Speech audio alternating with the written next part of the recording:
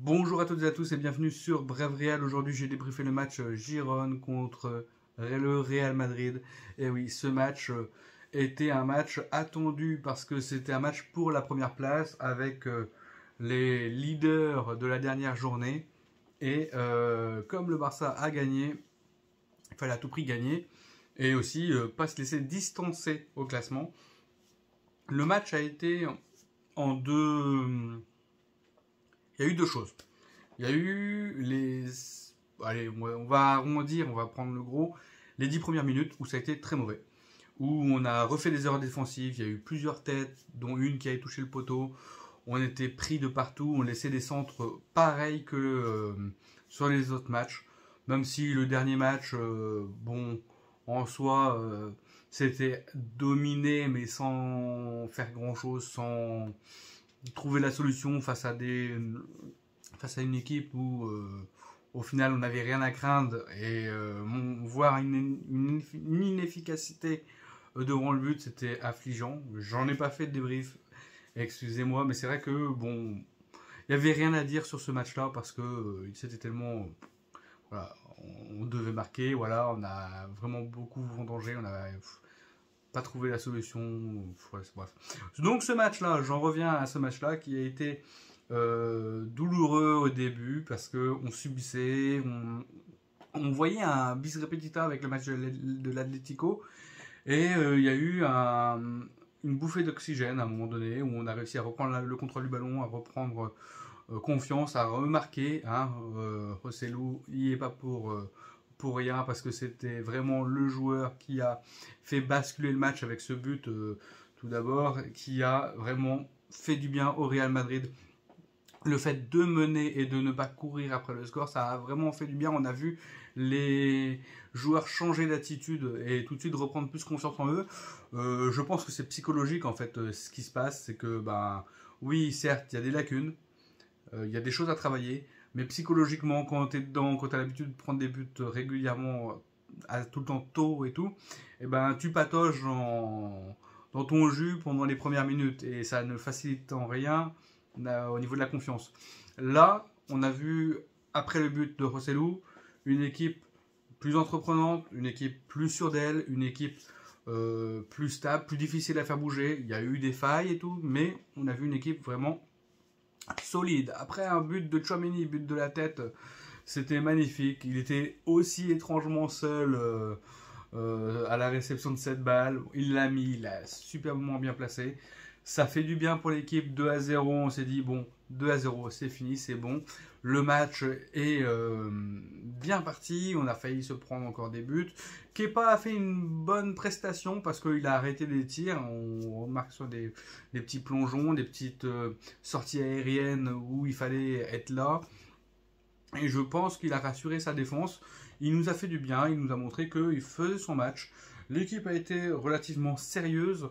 On a vu des entrées, des sorties. On a vu Vinicius qui a pris des minutes, il est sorti. On a vu Jude Bellingham, incroyable passeur décisif et buteur. Alors Jude Bellingham, après, il marque son but.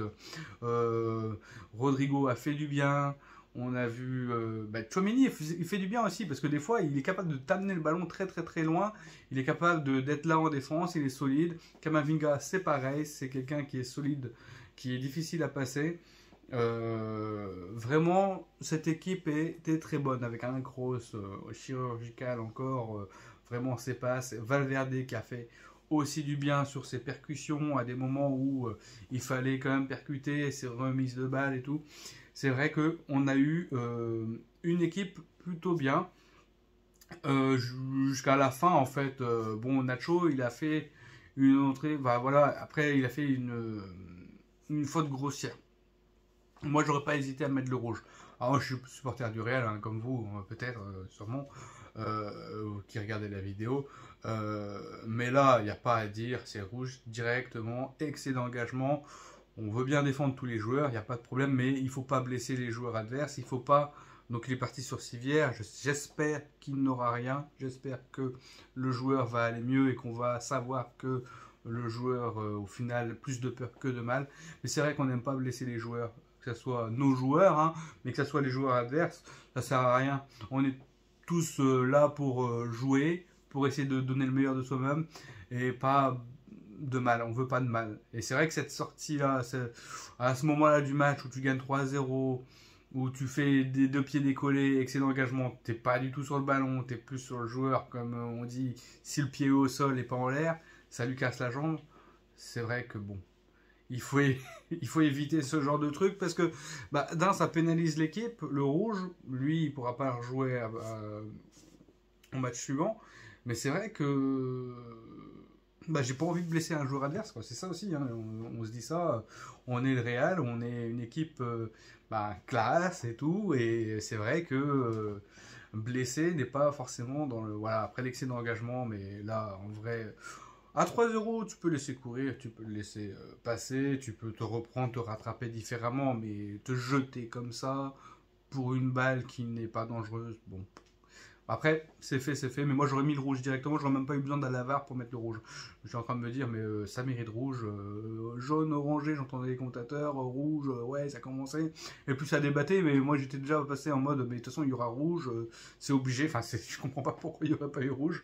Autant sur le tacle contre Rodrigo l'autre jour, avec l'Atlético en première mi-temps, fin de première mi-temps, pour moi c'est rouge aussi. Autant là, c'est rouge, il n'y a pas de discussion à avoir. Ça peut blesser le joueur, rouge. Point. Ce match était vraiment très bon. On a très bien fini, on a dominé. Et le Real Madrid a encore montré que il y avait deux parties dans leur match. Il y a les parties où il faut qu'ils gagnent en confiance, où tant qu'ils ne sont pas en confiance, ils pataugent dans le jeu. Et ça peut être vraiment à des moments délicats et vraiment difficiles. Il faut faire le dos rond. En même temps, il faut que les matchs comme ça nous rassurent parce qu'on fait un bon match après l'ouverture du score. Et après l'ouverture du score, on voit qu'on domine, on est dedans, les adversaires doutent un peu plus, il faut qu'ils s'exposent pour pouvoir reprendre le ballon. Nous, on aime ça. Voilà, et puis on a des joueurs, on a fait tourner intelligemment. Jude Bellingham est sorti, Vinicius aussi, on a fait jouer d'autres joueurs, Ceballos et tout. C'est vrai que ça fait du bien, ça fait jouer tout le monde est concerné, tout le monde essaye de bien jouer et le coach a bien fait de faire ça. Je vois beaucoup de commentaires qui disent que le coach, c'est vrai que le coach, il fait des choix tactiques bizarres et tout, mais on peut pas lui remettre tout sur lui. Parce que maintenant, il fait ses choix, certes tactiques, il dit que c'est de sa faute aussi en conférence de presse, mais il fait avec ce qu'il a. Il fait avec ce qu'il a, il fait avec les joueurs en forme, il fait avec les joueurs qui ne sont pas blessés, et il essaye de faire tourner, de trouver une rotation, parce que lui, il a une vision sur le long terme, dans le sens où le match présent, il va le préparer, mais il pense aussi déjà à l'autre match après.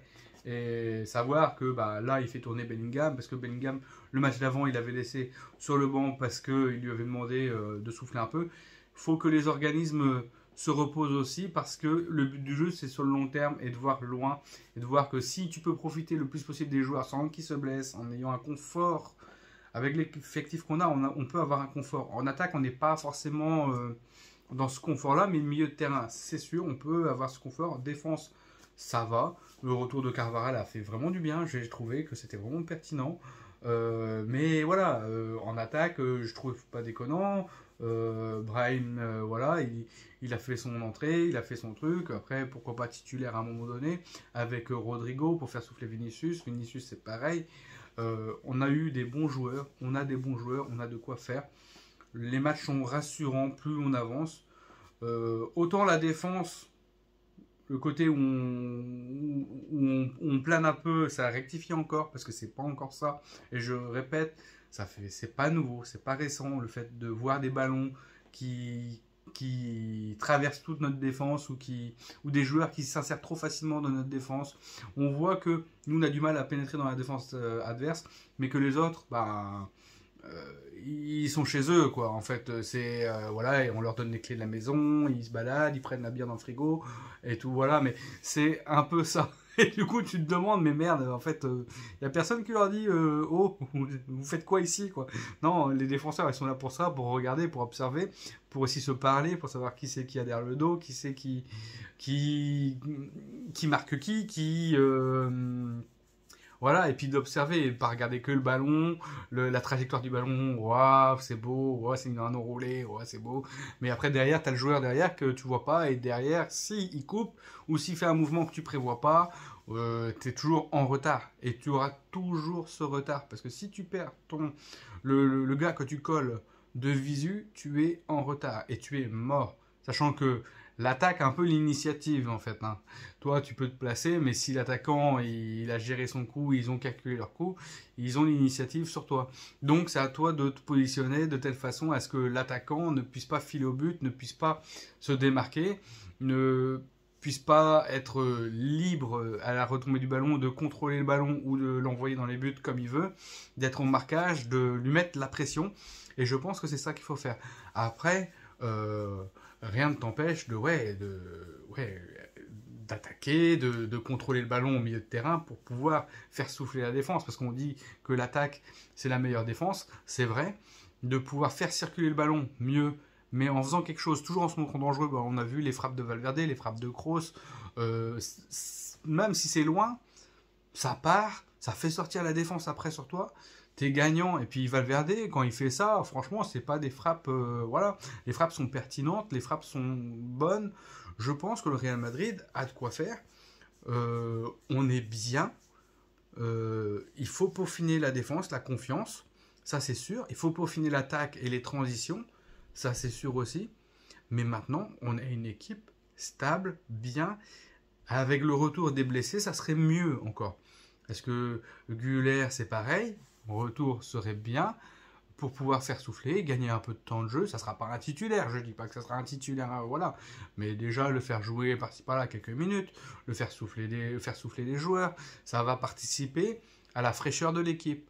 Ça va participer à une équipe qui va aller sur la durée, qui va être compétitive sur plus de coupes, qui va pouvoir ne pas faire une saison blanche. Voilà, parce que tout, c'est pas au début que tu gères la saison blanche, c'est sur le long terme. Donc il faut pas se cramer tout de suite. Et on a besoin de bancs. Après, les Courtois, les Militao, ils sont pas là aussi. Il faut aussi prendre ça en compte. Ils seront pas là la saison. Et c'est vraiment, on a vraiment eu pas de bol parce qu'on a eu vraiment dans tous les secteurs, grosso modo, sauf au milieu de terrain, on a eu des blessés. Le gardien Courtois, Militao la défense et Vinicius en attaque. C'est vrai que ça faisait beaucoup, le cumul faisait beaucoup, vraiment, mais on a fait le dos rond. Et quand on voit à l'arrivée, Vinicius revient, il regrappille du temps de jeu. Il ne faut pas lui mettre la pression, il ne faut pas qu'il se mette la pression en disant ouais je suis le sauveur, non. Non, parce que sinon il va se cramer, il va forcer des tirs, et du coup il va pas être bon, et il risque de se reblesser. Là, ce qu'il faut qu'il se passe, c'est que les autres prennent le relais tranquillement, tu grappilles du temps de jeu, tu te remets en forme, et puis voilà. Et puis, on fait tourner l'équipe. Là, l'équipe a été bien tournée, certes, il y avait 3-0, donc du coup tu pouvais te permettre, mais même s'il n'y a pas 3-0, tu fais tourner, voilà, tu as confiance en toute ton équipe. Voilà, même si Kamavinga est revenu, ce qui permet de dire qu'il a des doutes sur ce poste, il y a des choses à voir, à rectifier. À la base, je ne sais pas trop comment ça va être au niveau de son état de santé. Voilà, il y a plein de choses qui font que, au final, voilà, mais Kamavinga est pertinent. Et puis après, je crois il est monté. Après, il était beaucoup plus haut après, parce qu'on le voyait sur la fin de match, il était vraiment très haut à aider les attaquants. Et tu le retrouves bien, le Kamavinga à combiner, à dribbler. C'est pareil, Vinicius, Bellingham, c'était magnifique de les voir combiner, se remettre le ballon et tout, centrer, Bellingham le centre à la Modric pour le but, c'est magnifique ça, ce genre de passe. C'est, ouais, et on sait d'où ça vient aussi, parce que déjà il y a un terreau au niveau du de Bellingham, un terreau favorable sur les beaux gestes et tout. Mais alors, je pense que vu qu'il travaille avec Modric en entraînement, je pense que les bottes secrètes, elles se passent, elles se transmettent de génération en génération. Et ça, c'est bien, ça fait vivre le foot, ça fait vivre l'équipe, et c'est bien, c'est tellement beau, c'est tellement propre. En tout cas, victoire du Real, ça fait plaisir. On prend la tête de la Liga, il faut pas s'enflammer, parce qu'on est collé vraiment, il faut pas faire de faux pas. Maintenant, il faut qu'on s'améliore sur tous les secteurs, sur les secteurs défensifs, offensifs, et au niveau de la possession et de la transition. Voilà. Mais c'est pas incohérent, on fait tourner l'équipe, c'est propre, on est content pour l'instant. même si les premières minutes, ça reste quand même notre bête noire et il faut quand même qu'on se dise, les gars, les 10 premières minutes, on n'a rien à craindre non plus. Il faut jouer notre football, il faut se rassurer. J'espère qu'on s'est rassuré au moins sur la globalité du match en se disant, voilà, on est capable de, maintenant on y va. Maintenant on y va, on n'a plus peur, on gamberge pas dans la tête en disant, ouais mais les premières minutes c'est possible. Non, non, on leur laisse rien. On est là pour jouer, on est présent d'entrée de jeu et ça va le faire. Allez, Tchou